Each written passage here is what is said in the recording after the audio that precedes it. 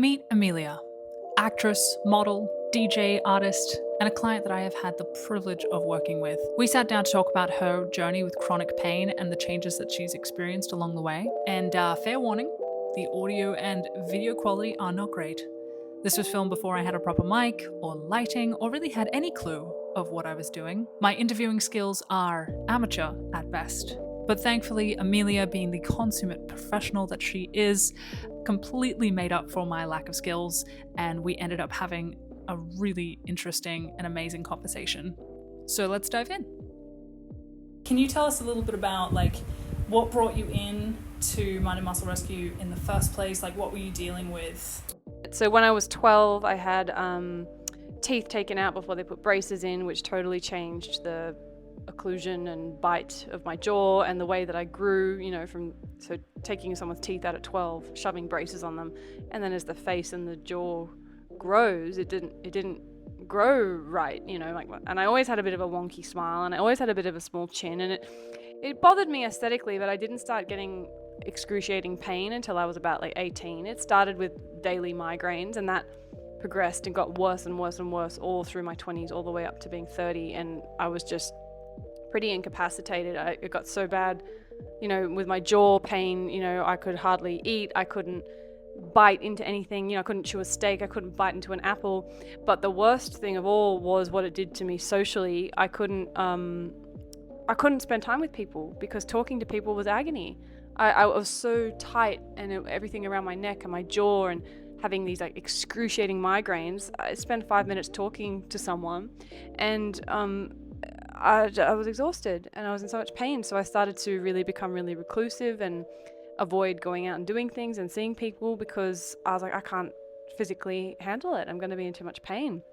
And so I was living on, just having bucket loads of Nurofen, and I went to doctors, and one of them's like, you're depressed, you need antidepressants. I'm like, well, no, I'm in pain. Just in pain, mate. Yeah. Amazing how pain will make you depressed. Yeah, and then a lot of them are like, oh, you've got anxiety. I'm like, and so this is an interesting thing, which but yes, I did have anxiety, but what came first, the pain or the anxiety? So it's a real chicken and egg. Yeah, and so it's been a long freaking journey. Around 30, I started getting into yoga and meditation, so having a bit more of awareness of the body, having a bit more awareness of my breath, and that started to ease off some of my symptoms, but I was still struggling, and then I got a special splint made at age 34. That helped get rid of the daily migraines. It just gave me more space in the jaw, but it still wasn't functioning like a normal person. I wasn't sleeping well. I just imagine every day your whole head is in pain, and I couldn't understand why everyone else was just walking around and they seemed fine. And I remember asking my friends, I'm like, don't you get pain in your head? And they're like, she's like, no. And I'm like, no. I'm like, I thought that was what everyone had. So long story short, literally done everything, tried everything, and then finally I just stumbled across. Because over all this time I'm starting to learn about the connection with the mind and the body and the muscles, and because I'd sort of tried everything else. I'm a pretty fit, healthy person. I was like, why hasn't it gone away? What is going on here? And then I started to realize, maybe there's this connection is just so strong. I'm so sensitive here. I don't know how to disconnect from it. And that's when I don't even know how I found you. I think I was just desperately searching, and I probably typed something like mind and muscle, and it just came up. And so when I came to see you first time, you just totally understood, and it was just a very different approach to other stuff I've done in the past. Yeah. What did you feel was different between what you tried before as far as physical therapy goes compared to what you found here? Yeah, so I guess I should speak briefly about what I had done previously. So I've seen a lot of different massage therapists, because obviously, the first thing you think, oh, my jaw is sore, my neck is sore, I need a massage. And because of the amount of pain I was in, I was like, well, I need the hardest massage you can get. So the harder the better. Got to get it out, And sometimes in the moment, or straight after the massage, you'd kind of be like, okay, yeah, that feels a bit better. But the next day or the day after, it's all back again, and it's just a cycle. And so then I also went to a lot of physios, and they gave me all different kind of exercises and whatnot. And like, I'm a very diligent patient. Like, I'm one of those patients, like, if you tell me to do something, like a certain set of exercises, like, I actually will do them. And I just didn't really feel like, I mean, I got maybe like some minor improvements, but again, I was still experiencing like debilitating pain. So it's like, it wasn't really improving my quality of life. And then I saw a fascial body worker. So he specifically worked on releasing fascia. And that's when I started to notice some differences. And I was like, oh, okay, this is different to what, it's not just a massage, like he's actually releasing things in a certain way. But again, his approach was very, just, I guess aggressive is the only way I can describe it. And we're sort of told that that's the way it has to be because you've got to like break it down and work through it. You know, you got to like tough it out. Yeah, you know, if it hurts, that's good because you're getting through it. So because initially when I was first seeing him, I did feel good after the sessions. But then after like more sessions I had with him, I actually felt like I kind of went downhill a bit. I was like, okay, well now this isn't working anymore. Like, what the hell does that mean? So when I came to you, I knew that you did fascial work. So I assumed it would be similar to what the guy did. But your approach was like very gentle. And then also what you had, which was different, is you were actually asking me things about like, well, what am I feeling or thinking, or like what is the, you know, what's going on in my life relating to these feelings. And that is very different. Like obviously like the guy I was seeing, he wasn't a counselor, so he's just a bloke doing his thing, and he's lovely, but that's not his area. And I'm a very big believer that, you know, things that happen to us in our lives, like we do store them in our bodies. So whether that's like a traumatic event or an argument with someone or a medical procedure or something, you know, that if you don't process it, like it's gonna stay in there. And I think that's definitely what happened to me. So like the surgery I had when I was 12 in my jaw, plus all the developmental stuff, it just never got like addressed or resolved. So it just got worse and worse and worse and worse and worse over the years.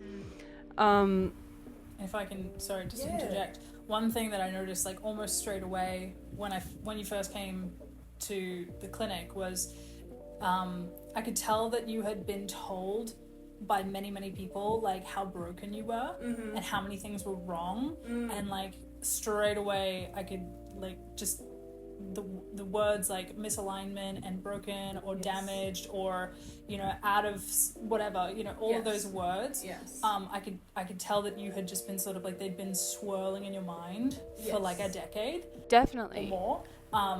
And yeah, that was one of the first things that told me that, okay, there's more than just the physical going on. Like her brain is really like afraid of something, you know, afraid of being broken. Absolutely. Like I was utterly, I mean, I wouldn't say I'm completely cured of that thought process, but I would say it's definitely much improved. But I was convinced, you know, it's twisted, it's crooked, it's broken, it's wrong, it's warped, it's malformed, like all these really negative words. And so of course when you have words like twisted, crooked, broken in your mind, you start to think of that area almost like in this, just like thinking of your jaw kind of warped and twisted. And so that was a really nice approach that you had, is actually addressing those things, because I think a lot of other practitioners, like the thoughts and feelings and the emotions is totally swept off the side, not considered, and it's just let's look at the physical. It's all very compartmentalized. Yeah. And that's what I experienced as well, like growing up, having a lot of neck issues, a lot of jaw pain as well, and like having a lot of practitioners just kind of looking at me but not talking to me. Yeah. And I like, as I grew up, I sort of started to put the pieces together of like, oh, my pain is worse when I'm stressed, but like I don't know what to do with that information. Yeah, and that's why like when I started to notice these patterns in my practice, I was like, this is... Which seems crazy to me that like, you know, we're meant to be so advanced in like, you know, health and science and all of that, and yet we still somehow keep saying emotions aren't part of it, but of course they are. Yeah, like, or it's like, oh, you're stressed, go fix that. It's all very I feel like it's skimmed over. Definitely. And I think for me, like I you know, because following the pattern of my pain for the, almost 2 decades, of course it gets worse when I'm stressed. If I go home and I'm relaxed and I'm watching telly, my pain can go down to a 0. But as soon as I'm like, oh shit, I've got to go out and I've got to meet people, or I've got to go to work, or we've got to perform or whatever, it's like it preemptively tightens up. So it's like it's already getting into pain mode. I think I told you this story, like before I would get to work, like 20 minutes before I would arrive, it was like the pain would just switch on and start to flare up, and it was like this pattern, and it just happened every time. And so my first half hour to hour at work, I would usually be in so much pain, I would become incredibly dizzy. And that was just like my life. I'm like, well, I'll just have to wait for this hour to be up, and it was awful, and it made me want to quit what I was doing, and it made me feel so incompetent and like just hopeless. It's really, really hard to enjoy what you're doing when you're trying to fight through all that other stuff. But I think it's what I really like about what you do, Ellen, is like you're just, because you do take into consideration about like what's happening actually in my life and how am I reacting and responding to things that actually could be making it worse and I'm not realizing, Yeah. No, it was really nice to like watch that all unfold as well. I think you're one of the first clients where I was really like, all right, I know she's open to it, so let's go for it. And it was really nice for me to have that permission to be like, okay, I know I can ask you questions and you're not going to be like, oh, why are you asking me that? Which hence why I'm like changing my marketing and stuff to try and attract people who are ready for this. Yes. Do you find like would other people maybe get defensive, or maybe they're not ready to hear it, or? Yeah, it depends. I have been very careful about who I will ask what questions, because I don't want to make people feel like I'm trying to psychoanalyze them, because that's the other thing. I really don't feel like this is the same as like going to therapy as such, because like I don't really need to know all of the details of like what has happened. I'm more interested in like, what are you feeling right now, like as you're lying on the table and we're working on this area, like what thoughts are coming up, or like when do you feel this pain in your day-to-day life, and sort of processing from there.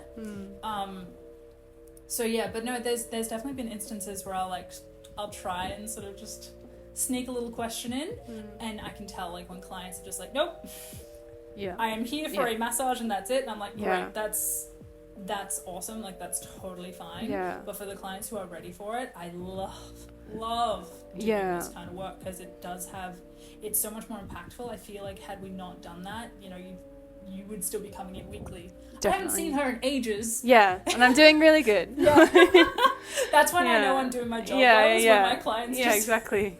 We don't see you. It's great. But I missed you though, so it's nice to see you today. But no, I think that was what, and also I can't, like, just like how gentle you were with your touch as well, because you said something to me, I think on one of our first sessions, like the body is tightening up because it's protective and it's stressed, right? That's kind of what you said.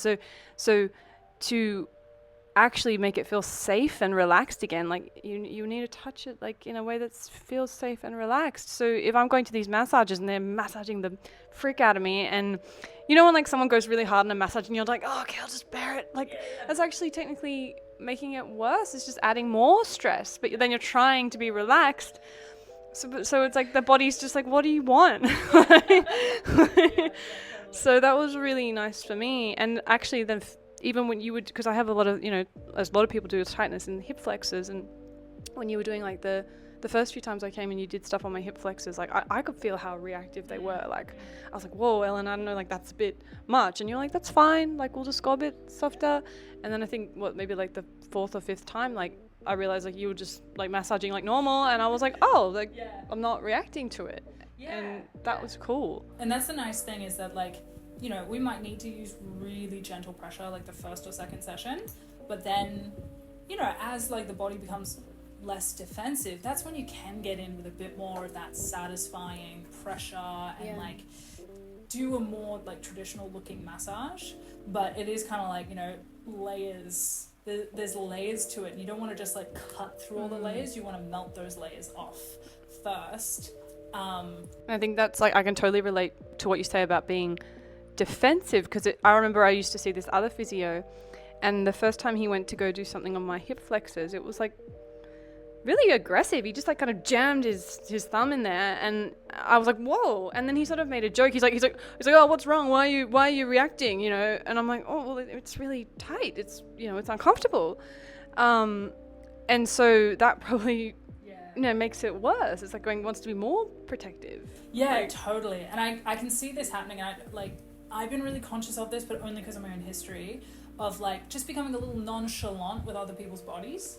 You know, like physical therapists, we're touching people all day, and like, you know, we're just kind of used to it, and we're like, sometimes we're on like a time pressure as well. So it is just like, it's very tempting to want to just like get in there and get on with it.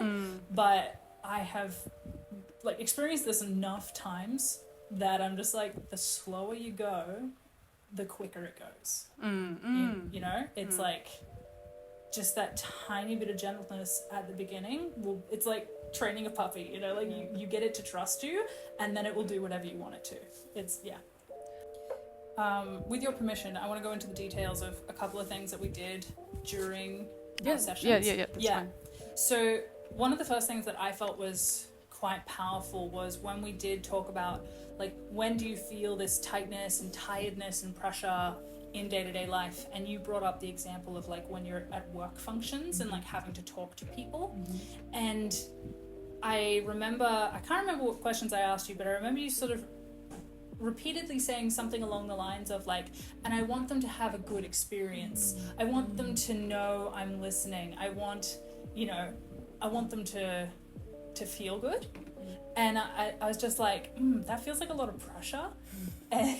And I remember we had like a sort of a back and forth, and eventually it was like, you said you were trying to make it look like you were listening. Yeah, I remember this because I had been doing really well, like feeling physically really good, and then I went to this big work function, and you know, I wanted to network and meet people and make a good impression, and that's when I started to get in a lot of pain. So, you know, 20 minutes out from arriving at the event, all the pain and tightness starts to come, and I'm like, oh my God, what?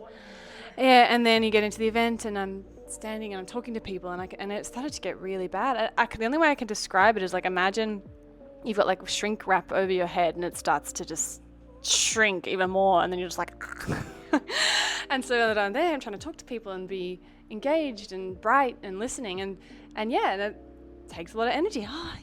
Okay.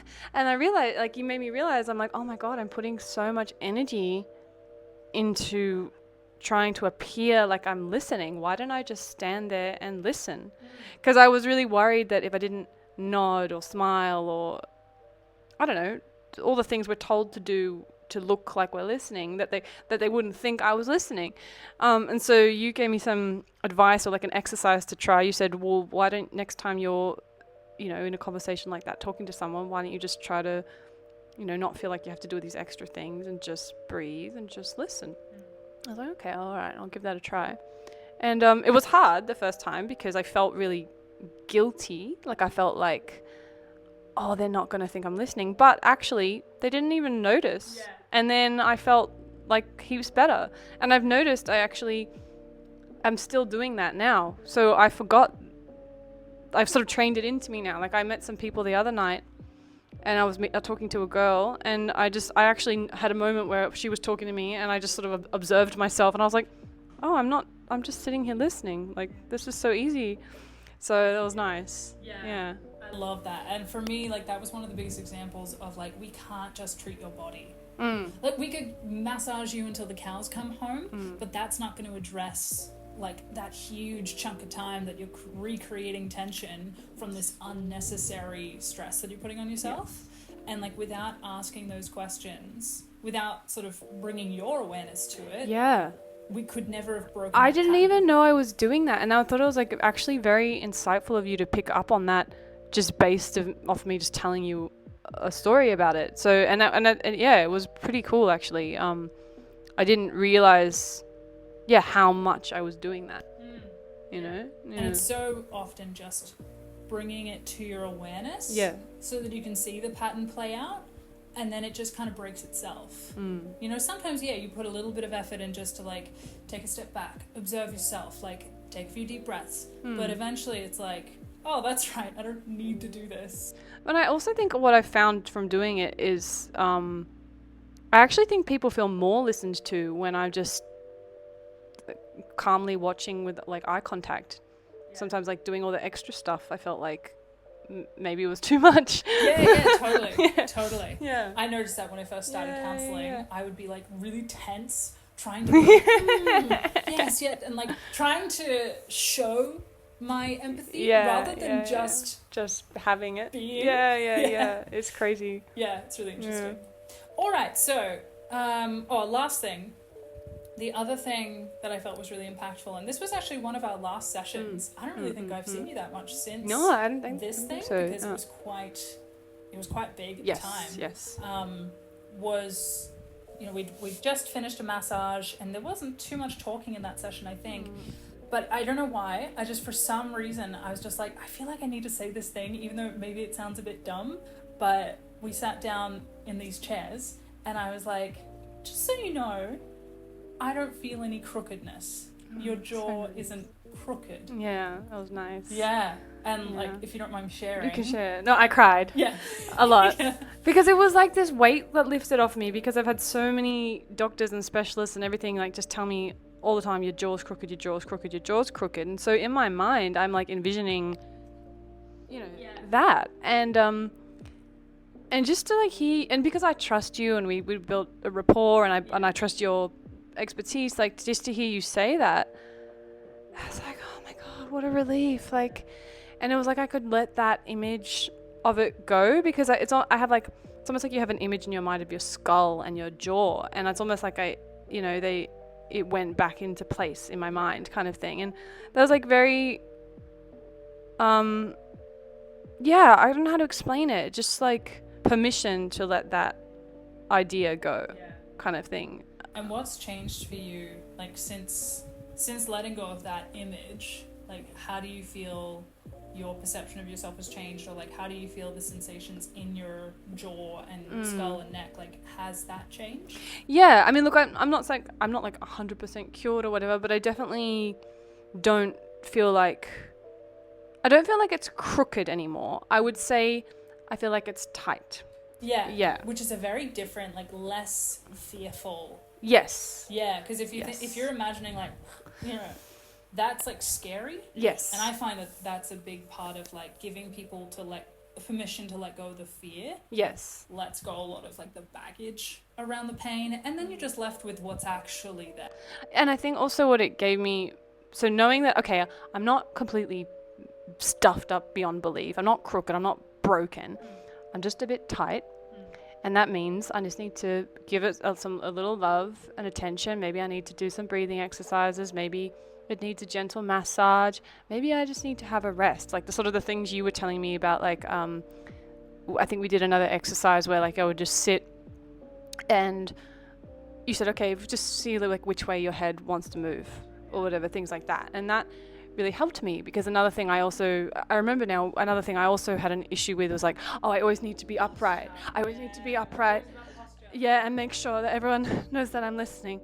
Like, and that was really exhausting. And then so, when I'm like, okay, my jaw's not crooked, I don't need to sit upright, like, and I can sort of explore if my head wants to just go this way for a little bit, and then you can, if you do it, like, take time and calm when you're alone, you can feel it starts to just chill out a little bit. But we don't ever give ourselves enough time to allow the body to like unravel like that. And so that was something that you taught me, and actually, to be honest, I need to do a little bit more of that. I've got a bit slack. And that's the thing, like when it's not like in your face pain all the time, it becomes more like it's a bit annoying, but whatever. Like you do forget to do the things at work. Yes. Because it's not yelling at you to do the things. Yes. Yeah, so that's totally normal. Like you do reach kind of a plateau of just like forgetting and then remembering and forgetting and then remembering. That's totally normal. Final thoughts to wrap up, or? I just think like, you have a really like lovely, gentle approach to it, and I think you really understand like the connection between like the body and the mind, and I think you're quite intuitive. So yeah, I'm just really grateful to have found you, and grateful that you wanted me to share my story. It's been a big one for me. It's been, it's my life story thing that's sort of been my bane of my existence, but it's, it's really like, I'd say 95% better. It's just those last little bits that we're sort of, tackling. Yeah, last little life bits as well. Because I think a lot of people think the end goal is to be pain-free, but like that's not what the human experience is. It's more to be like, get to that 95% level where it's like it's not bothering you every day. And kind of manage it. You manage it. Like it's not about reaching perfection. That's we put so much pressure on ourselves to be perfect that really the goal is to be a bit better, a bit better, a bit better, a bit better. We can always improve more, but like there's never an end goal of, and now I am perfect. Yeah, that's true. I'm definitely a bit of a perfectionist. So. But yeah, no, I'm just really grateful, and for all the stuff you've taught me. Yeah, I'm really glad. I've loved watching the progression of like where you were when we first started and where you are now. Yeah. And you were saying before you came in here that like this is the first time you've kind of thought about this stuff. Yeah, well, I know you said like, oh, so I want you to tell me about your story, and it's so funny because like when you're really caught up in your pain and your sort of victimhood, everyone you meet, you can't wait to tell them your story. Oh, well, do you know me? I've got a really sore jaw. And then you actually took me by surprise and you're like, I want you to tell your story. And I was like, my story? Like, oh, yeah, that one. Yeah. Oh yeah, I had debilitating chronic jaw pain for like 2 decades. Yeah, so that's good. Yeah, that's like the best place to be. Yeah. All right, I think that's a good place to end it. Yeah. Okay. All right, cheers. Bye. Thank you. All right, that's so cool. Cute. You're good at it, Ellen. Thank you. You're natural on camera. Oh, thanks. Oh.